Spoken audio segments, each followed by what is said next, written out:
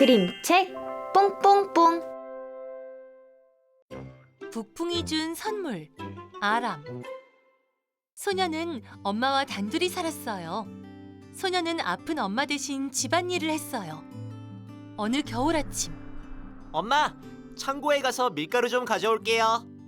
소녀는 그릇에 밀가루를 담아 창고 밖으로 나왔어요. 그때였어요. 갑자기 북풍이 몰아치더니 밀가루를 가져가 버리는 게 아니겠어요?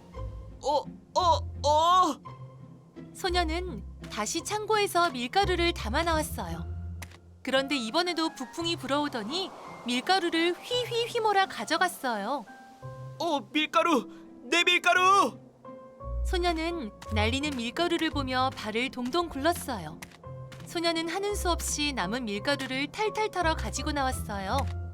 그런데 세상에 또 북풍이 밀가루를 후 불어버렸어요. 화가 난 소녀는 콧김을 훅훅 내뿜으며 하늘에 대고 소리쳤어요.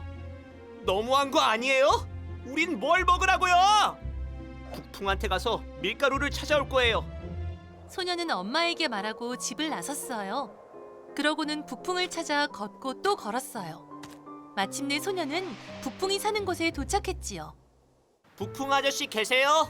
아저씨를 만나러 왔어요. 아니, 어린 꼬마가 이 먼 곳까지 어쩐 일이냐? 북풍의 목소리가 어찌나 큰지 온 산이 울릴 정도였어요. 아저씨가 가져간 밀가루를 찾으러 왔어요. 소녀는 무서웠지만 용기 내어 말했어요. 내가 밀가루를 가져갔다고. 미안하구나. 하지만 나에겐 밀가루가 없으니 대신 이 식탁보를 주마. 식탁보야 음식을 차려라 하고 말하면 뭐든 차려준단다. 소녀는 식탁보를 들고 집으로 가던 길에 해가 저물어 여관에 머무르기로 했어요. 하루 종일 쫄쫄 굶은 소녀는 무척 배가 고팠어요. 소녀는 식탁 위에 식탁보를 펼치고 기어들어가는 목소리로 말했어요. 식탁보야, 음식을 차려라. 그 순간 식탁 위에는 맛있는 음식이 한가득 차려졌어요. 소녀는 자신의 눈을 믿을 수가 없었지요. 누군가 그 모습을 지켜보고 있었어요. 바로 여관 주인이었지요. 식탁보가 탐이 난 여관 주인은 소년이 잠들기를 기다렸어요. 소년이 깊이 잠들자 여관 주인은 똑같은 식탁보를 가져와 소년의 식탁보와 바꾸어 놓았어요. 다음 날 소년은 들뜬 마음으로 집에 도착했어요. 엄마, 이것 좀 보세요. 북풍이 음식을 차려주는 신기한 식탁보를 주지 뭐예요? 그게 정말이니? 어디 한번 보자꾸나. 소년은 식탁보를 펼쳐놓고 큰 소리로 말했어요. 식탁보야, 음식을 차려라. 그러나 식탁보는 빵 한 조각도 내놓지 않았어요. 식탁보야, 제발 음식 좀 주렴. 이렇게도 말해보고 저렇게도 말해봤지만 소용없었어요. 소녀는 다시 북풍을 찾아갔어요. 해가 뉘엿뉘엿 할 때서야 겨우 북풍이 사는 곳에 도착했지요. 소년을 본 북풍은 눈이 휘둥그레졌어요. 아니, 네가 또 어쩐 일이냐? 아저씨가 주신 식탁보는 아무짝에도 쓸모가 없어요. 빵 한 조각도 차려주지 않던걸요. 그냥 제 밀가루를 돌려주세요. 이런, 밀가루가 없는데 어쩌지? 그럼 금화를 만드는 양을 주마. 양아, 금화를 만들어라 하고 말하면 금화를 뱉어낸단다. 소녀는 양을 데리고 길을 떠났어요.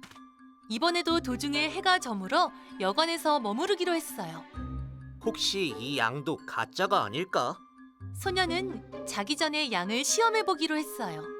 양아, 금화를 만들어라. 그랬더니 양이 정말로 금화를 우르르 뱉어내는 게 아니겠어요? 이 모습을 여관 주인이 또 훔쳐보고 있었어요. 소년이 깊이 잠들자 여관 주인은 다른 양을 데려와 소년의 양과 바꾸어 놓았어요. 다음 날 소년은 집으로 돌아왔어요. 엄마, 이것 좀 보세요. 북풍이 이번에는 금화를 만드는 양을 주지 뭐예요? 세상에 그런 양이 있다고? 어디 한번 보자꾸나. 소년은 양을 향해 큰 소리로 말했어요. 양아, 금화를 만들어라. 하지만 양은 매매 시끄럽게 울어댈 뿐 동전 한 입도 뱉어내지 않았어요. 소녀는 씩씩거리며 또다시 북풍을 찾아갔어요. 북풍 아저씨, 그냥 제 밀가루로 돌려주세요. 이 양도 시끄럽게 울기만 하던걸요. 허허, 그거 참 이상하구나. 북풍은 고개를 갸웃거렸어요. 이제 오래된 지팡이밖에 줄 게 없구나. 지팡이야, 지팡이야, 때려라 라고 말하면 지팡이야, 이제 멈춰라 라고 말할 때까지 계속 때리는 지팡이란다. 어쩔 수 없죠. 지팡이라도 가져갈게요. 소녀는 이번에도 그 여관으로 갔어요.